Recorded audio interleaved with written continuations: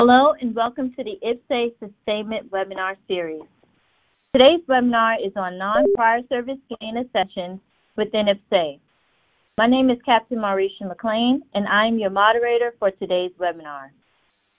Joining as the primary speaker today is Sergeant Savannah Smoker. Sergeant Smoker is a G1 Strength Management NCO within the Pennsylvania Army National Guard. Before we begin, I have a few items to cover about this presentation and the DCS webinar platform. First, today's webinar is being recorded and will be available on both the IPPS-A YouTube channel and IPPS-A S1Net training page. Second, if your DCS connection drops during the webinar, please close your browser and use the provided DCS link to reconnect. Next, your microphones and phone lines are on mute. You must press 0 in order to speak. Please expect a 1 to 2 second lag before speaking. If you would like to download parts of this presentation during the webinar, please use the download icon that's located below the presentation window. And lastly, please post your comments to the public chat panel so that we can answer them throughout the session. In addition to live responses, all questions and their corresponding answers will be posted with this video to the IPPS-A YouTube channel and the IPPS-A S1Net training page. Your questions and feedback matter, so please share. Now, without further ado, I now welcome Sergeant Smoker. Good afternoon, everybody. I'm Sergeant Smoker. I'm going to be your instructor for non-prior service gains in IPPS-A. I've been doing non-prior service gains since January of 2019, so I have a little bit of experience in it.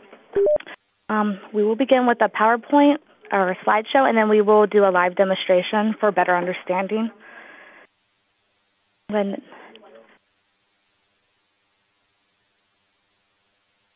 straight into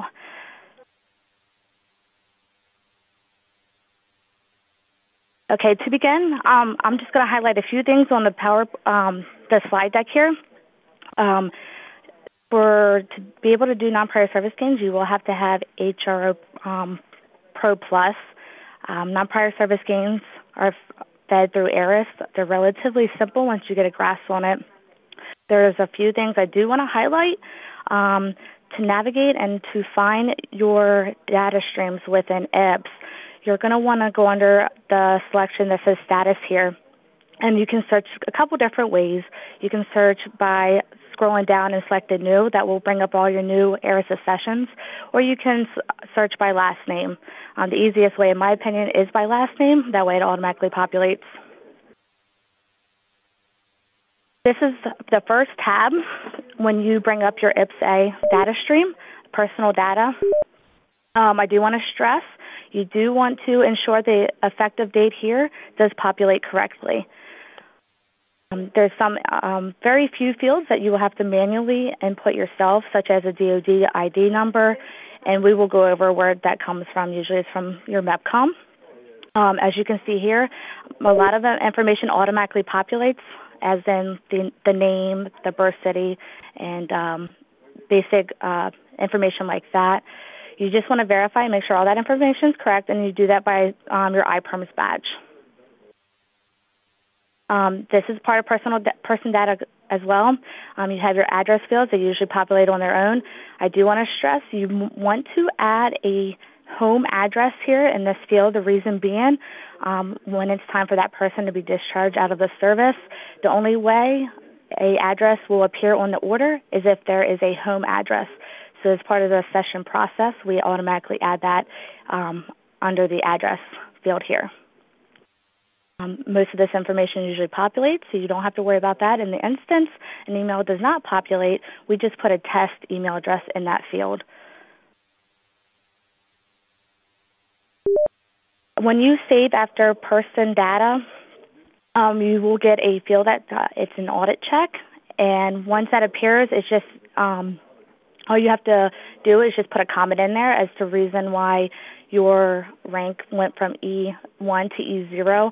If it's a non-prior service gain, which as we're talking about, you will have an instance where they come in as E2, E3, E4 that will be fine. If when they come in as an E1, this automatically reverts to E0.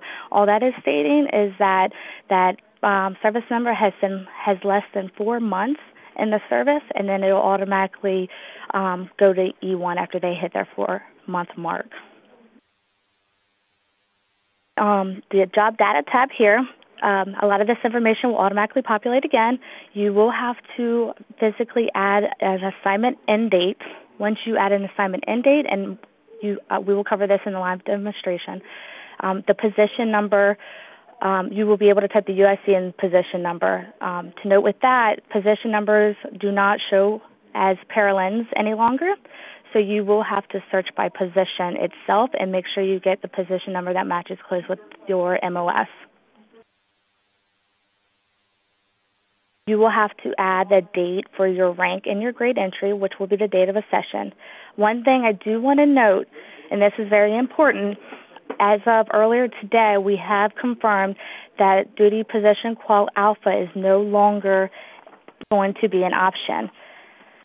It will revert back to Sierra. There is a defect out there currently that will only give you the option moving forward to select Sierra, Quebec, or November. Alpha will no longer be an option. That is just something I want to stress and put out there because I have been using Alpha for the past year. So it's going to be Sierra from this point moving forward.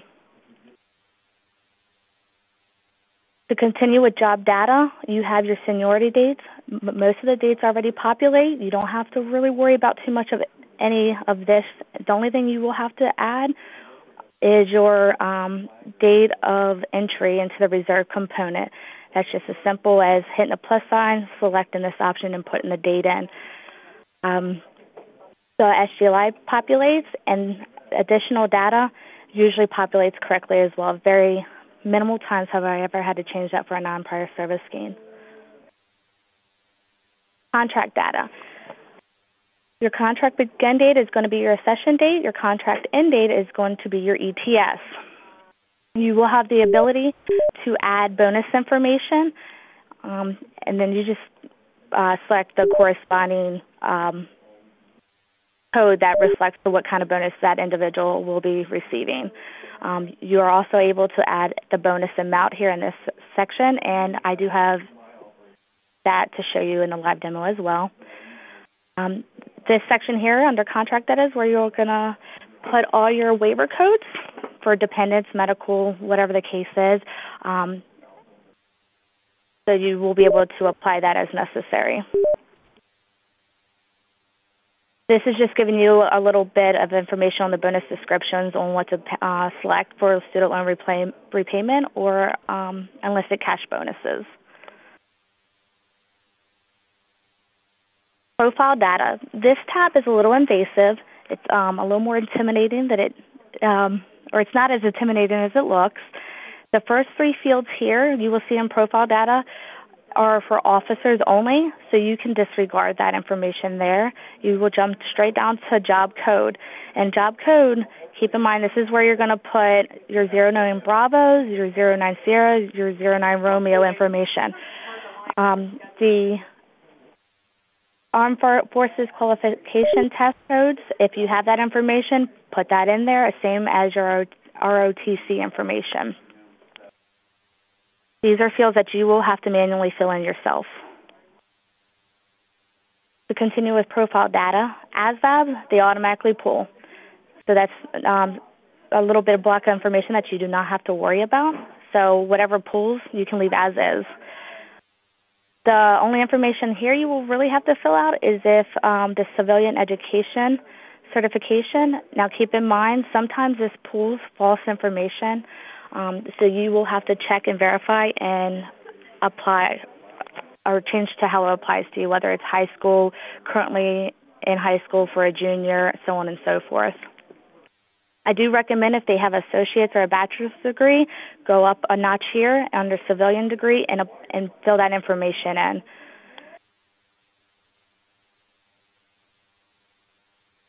More about profile data. We try to stay true to the old SIPR's ways, so MilTech info doesn't automatically populate, so we do add that information in there. Same as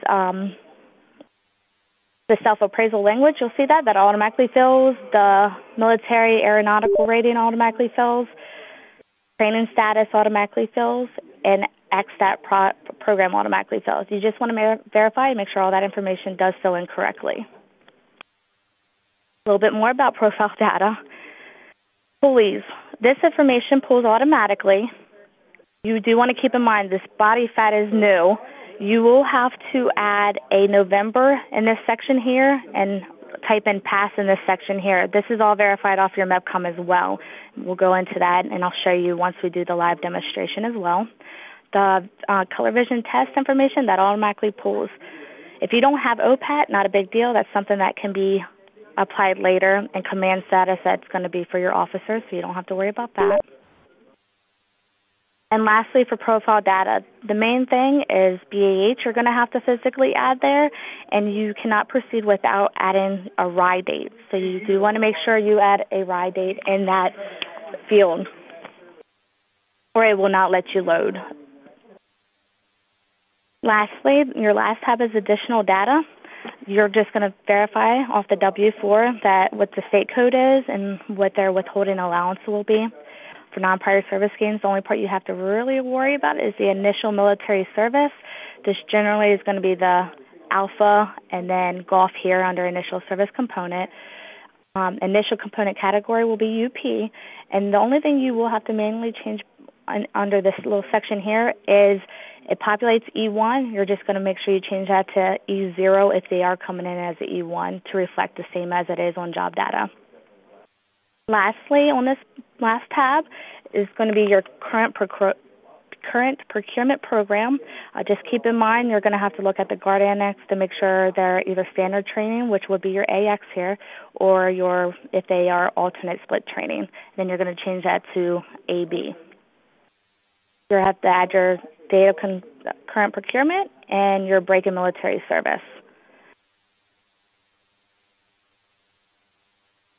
Prior to load, you're going to,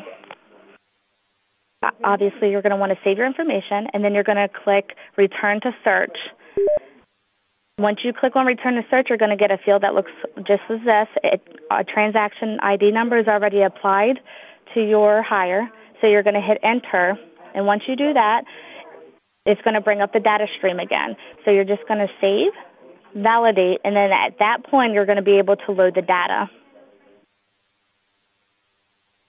You're going to get these messages that will inevitably pop up, especially if they're E0 or E1.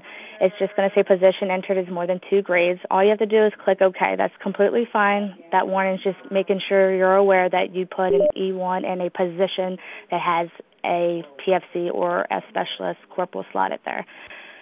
And then you're going to also get this record process initiated. That's just letting you know that it's in process and that it's trying to push the information to the server. You just click OK on that as well. To check to see if your load was successful or not, you're going to go into the process monitor. And then as you can see here, it's going to let you know whether it's still processing, whether it was a successful load, or whether it was an unsuccessful load. If it's unsuccessful, you just go back into the data stream, and it will let you know in the upper left-hand corner what the errors are, and then you can figure out what you have to do to fix those errors. And then Captain Maclean, that's all I have for the PowerPoint here.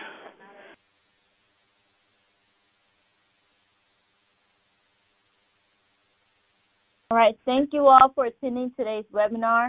We will keep the conference open for an additional 10 minutes so that further comments can be added to the chat panel. Please visit our IPPS-A social media pages and subscribe to our YouTube channel for webinar postings, functional videos, and news from the IPPS-A team. Again, thank you all for joining.